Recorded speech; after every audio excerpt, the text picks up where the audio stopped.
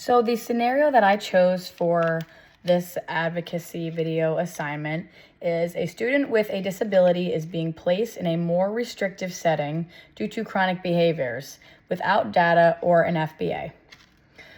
So an FBA is critical for this kind of concern because it identifies the function or purpose of the student's behavior and what it is happening in the classroom.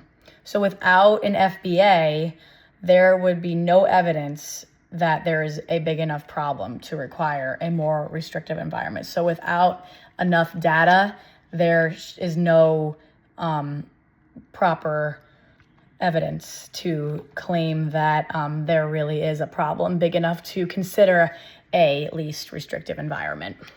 So as the intervention specialist in this scenario, I would request to review the data being collected.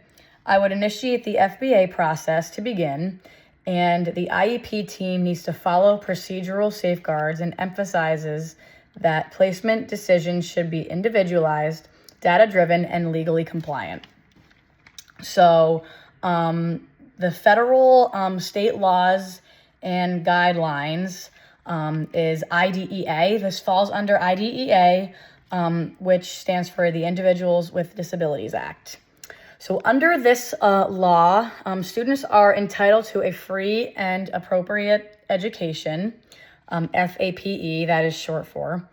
According to the federal law, when a student's behavior interferes with their learning or the learning of others, the IEP team must consider the use of PBIS.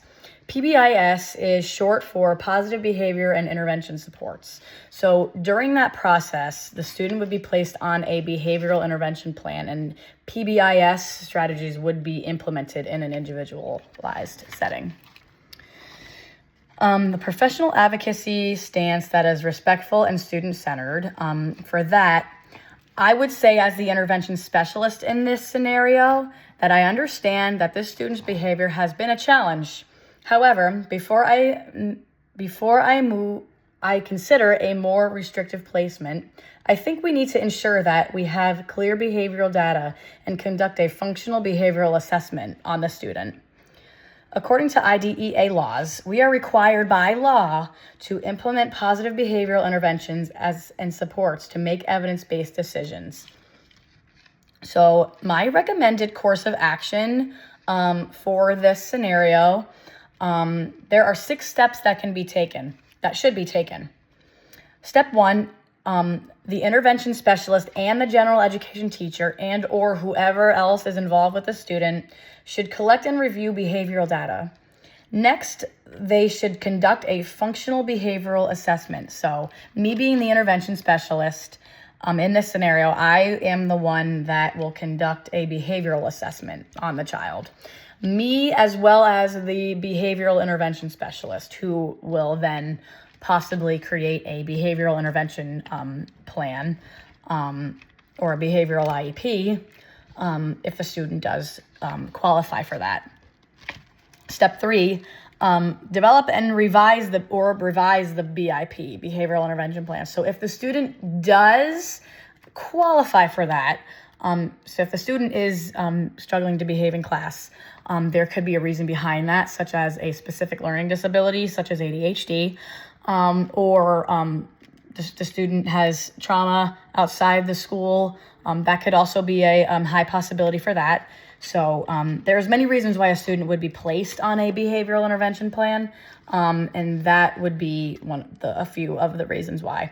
So if the student does qualify for the behavioral intervention plan, the behavioral intervention specialist and the intervention specialist will develop that together, as well as the general education teacher and whoever else may be involved with the child's education.